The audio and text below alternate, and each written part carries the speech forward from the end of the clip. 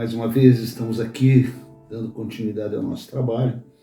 Hoje é a nossa sexta aula profética da Escola Profética. Temos o tema abrangente, muito esclarecedor, o selo da promessa de Deus, o sinal no céu, o famoso conhecido arco-íris aí, que nós vemos aí. Lembrando que estamos aqui com os nossos símbolos, né? A nossa caravelazinha, que é o símbolo das viagens missionárias, né? A nossa ampulhetazinha, que simboliza também o tempo que nós temos. Temos pouco tempo para pregarmos a volta de Jesus. Temos aqui os nossos livros, são as nossas bases, né? A Bíblia Sagrada, o meu copinho d'água para dar uma aí lubrificada na garganta. Vamos então para esse abrangente assunto de hoje, aula 6, o selo da promessa de Deus. É uma marca de uma promessa que Deus estabelece com os homens. Esse arco conhecido sinal nos céus, que embora não esteja citado na Bíblia dessa forma, como todos conhecem hoje, porque menciona uma deidade grega, helênica, né? A deusa Íris, que é a deusa do céu e do mar.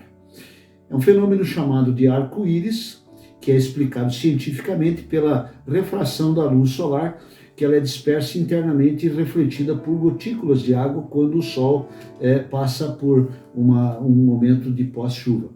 Essas gotículas de água provenientes dessa chuva e suspensa na atmosfera do céu, elas se refletem em diversas cores, em uma forma de arco, o que não acontecia no tempo pré-diluviano, porque naquele tempo não havia chuva.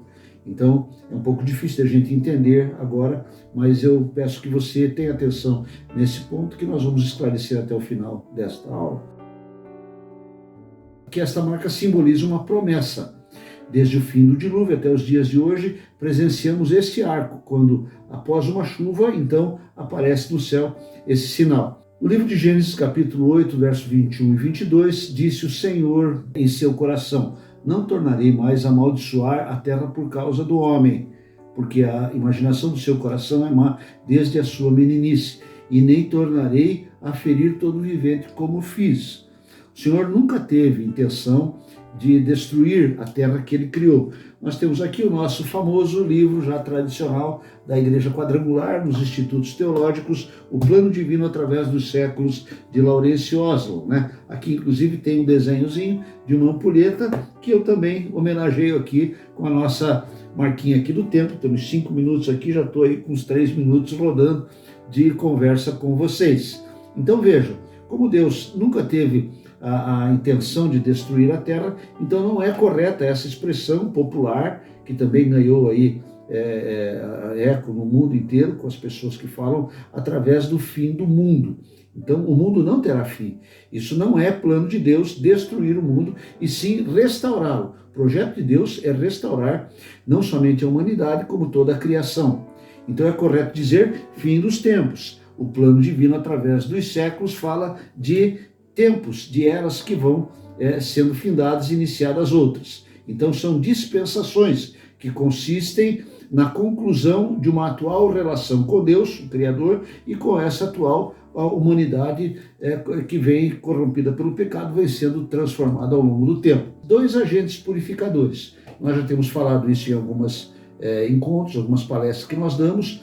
Existem 2 agentes. Um dos agentes purificadores, redentores, é o sangue. Na primeira epístola de João, capítulo 1, verso 7, parte B, diz assim: o sangue de Jesus Cristo, seu Filho, nos purifica de todo o pecado. Então esse sangue, quando o pecador voluntariamente aceita o poder restaurador do sangue de Jesus, ele recebe uma total transformação em sua experiência, o que deve permanecer pela contínua prática da santificação. O mundo material, em todos os seus níveis, nem tudo poderá ser redimido pelo sangue.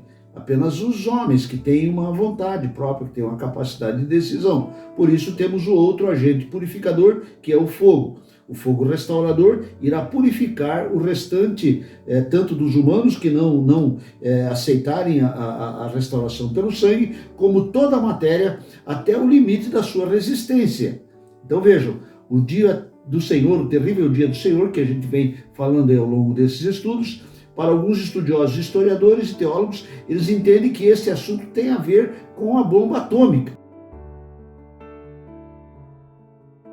os elementos ardendo se desfarão, Pedro disse. Então veja aqui, 2 Pedro capítulo 3, verso 10, parte B. Os elementos ardendo se desfarão, e só se a terra e as suas obras que nelas há serão atingidas e queimadas. Então o fogo, absolutamente tudo, inclusive o homem que estiver resistindo à restauração pelo sangue. O que não puder ser redimido pelo sangue será depurado pelo fogo, e o que não puder resistir ao calor restaurador do sangue, do fogo, será automaticamente destruído pelo segundo agente purificador, que é o fogo.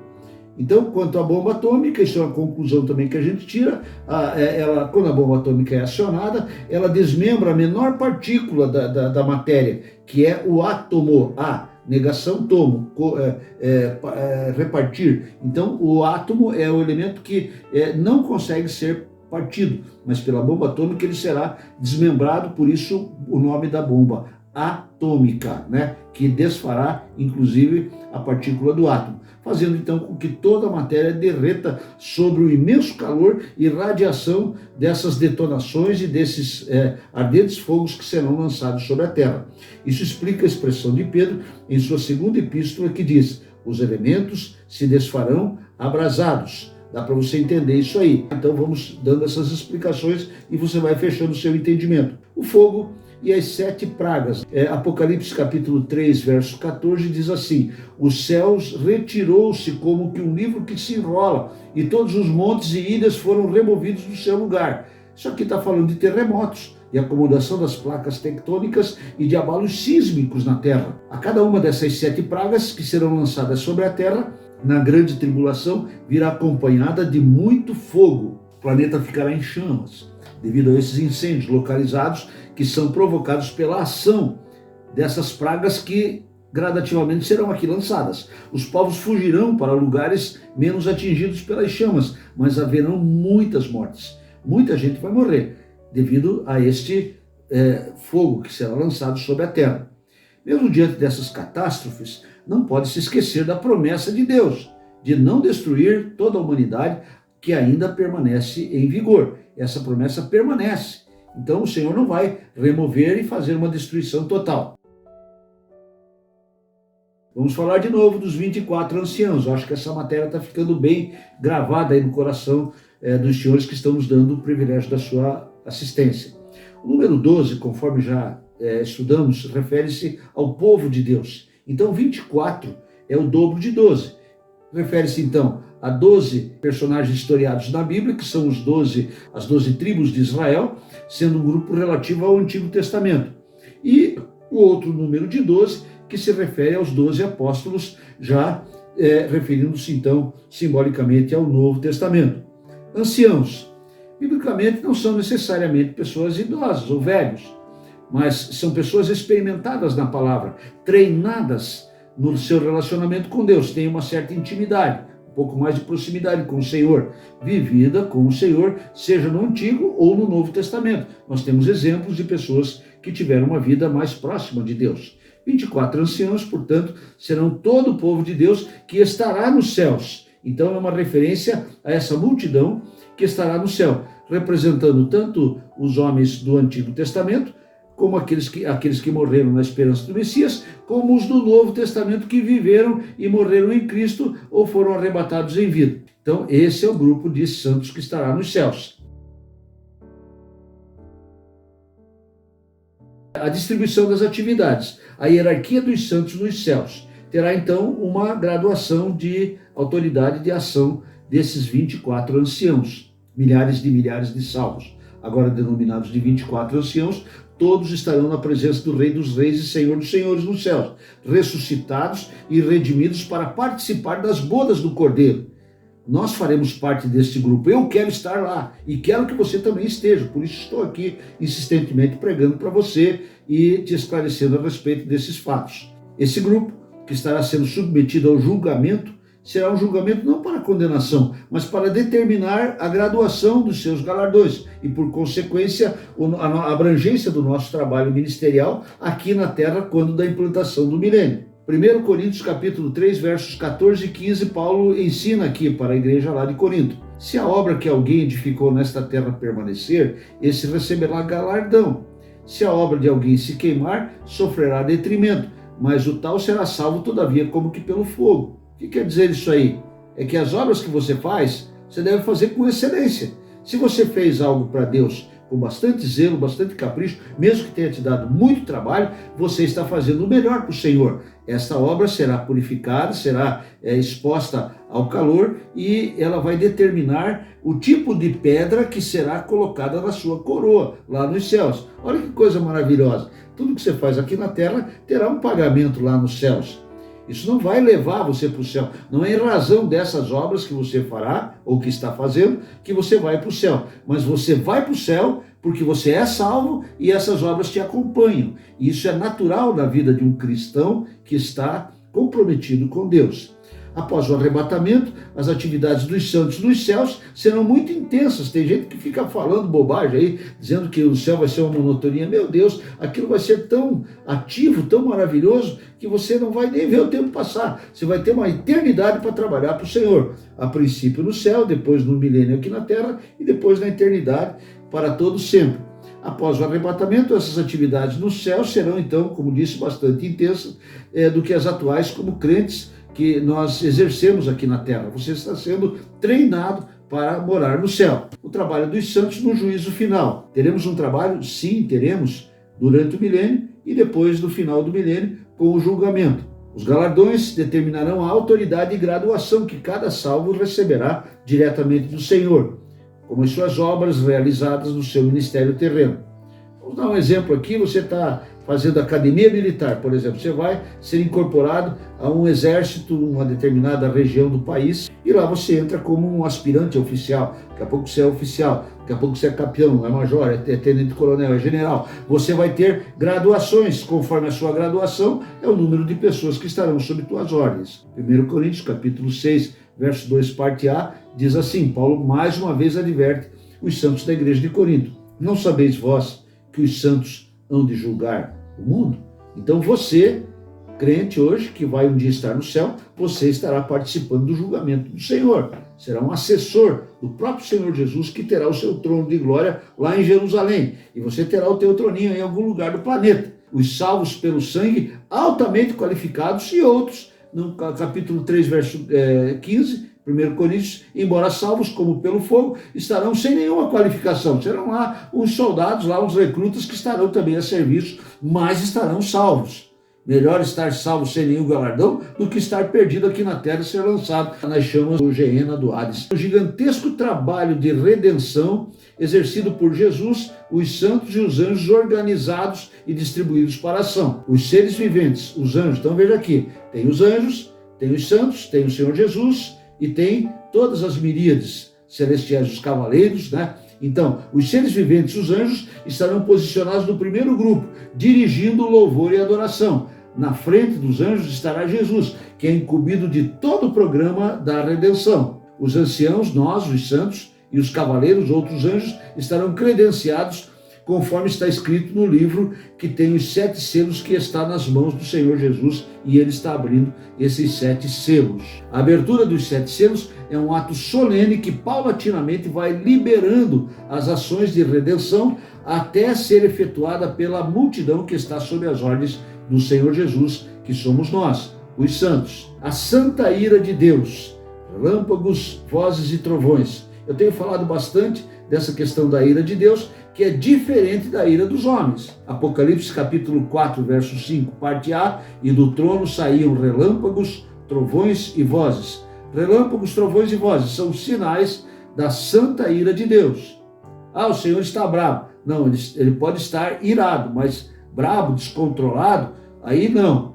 Descontrole é para ser humano. Deus é programado, até na sua ira. A ira de Deus é a manifestação da justiça de Deus, que não é uma explosão de emoções de raiva ou de vingança. A autoridade maior do universo agora está sendo exercida diretamente do trono de Deus para a terra, onde será ministrada a sua justiça. A santa ira, então, é a perfeita ministração de Deus, que deverá ser aplicada com santidade e sem nenhuma misericórdia. Não há misericórdia na manifestação da ira de Deus, que é a manifestação da sua justiça. E Deus é santo na sua justiça e é justo na sua santidade. Aí está o terrível momento que nós iremos presenciar, porque os relâmpagos, trovões e vozes têm a origem de diante do trono, de onde ardem as 7 lâmpadas, que são os 7 Espíritos de Deus, simbolizando a plenitude do poder. Os 7 Espíritos de Deus. Aqui também é uma confusãozinha que dá para a gente corrigir aqui com vocês. O Espírito Santo é único, mas são 7 as manifestações que fazem com que a plenitude do Espírito seja praticada. Já sabemos que o número 7 significa a plenitude, a totalidade. Então, quando falamos dos 7 Espíritos de Deus, são as 7 manifestações que exalam a plenitude do Espírito Santo. Apocalipse capítulo 4, verso 5, parte B, e de diante do trono saíam 7 lâmpadas de fogo, as quais são os 7 Espíritos de Deus. Não confundam, não é 7 Espíritos, é um Espírito só. O Espírito Santo é singular, mas ele tem 7 manifestações. As 7 tochas são 7 chamas, que quando levantadas indicam que tudo está pronto para a batalha. A natureza divina está sendo manifestada para iniciar uma grande purificação na natureza material, corrompida pelo pecado praticado pelo homem no uso da sua vontade.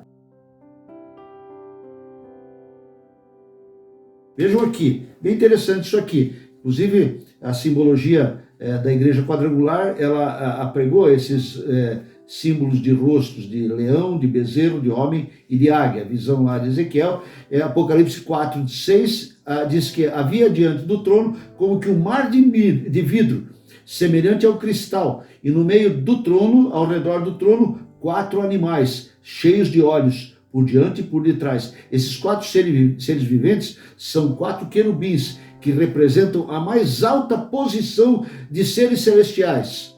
Vejam, existem anjos, arcanjos, serafins e querubins. Anjos, arcanjos, anjos principais, serafins, anjos ardentes e querubins, seres celestiais da mais alta estirpe. Querubim, então, representam todas as forças da criação, cuja principal atividade no céu é louvar e adorar a Deus. A adoração a Deus é o reconhecimento da autoridade de Deus. 1 João capítulo 3, verso 2, diz assim: queridos amigos, João é muito amoroso aqui nas suas cartas. Queridos amigos, agora somos filhos de Deus, mas ainda não sabemos o que vamos ser. Nós sabemos que, quando Cristo voltar, seremos iguais a Ele e o veremos como Ele é. Que coisa maravilhosa, né? Que coisa singela isso aqui que está na palavra de Deus.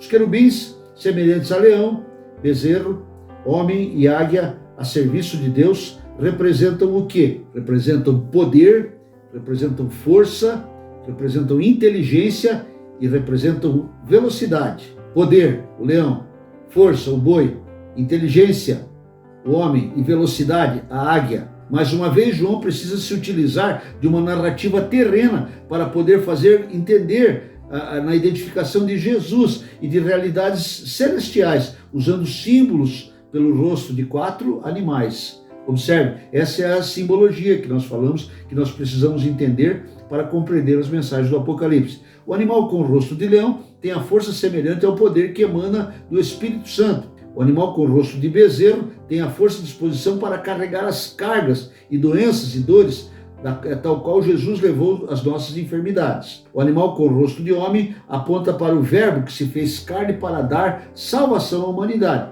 E o animal com o rosto de águia aponta para a velocidade de voo. É incrível a velocidade de uma águia quando ela está no seu mergulho para atingir lá o local terreno e ali capturar a sua caça e levar para os penhascos. A capacidade de voo, ela captura a sua caça e leva para as alturas, semelhante ao que o Senhor Jesus já teria feito com a igreja quando a arrebatou para os céus. Nós já estamos numa situação pós-arrebatamento.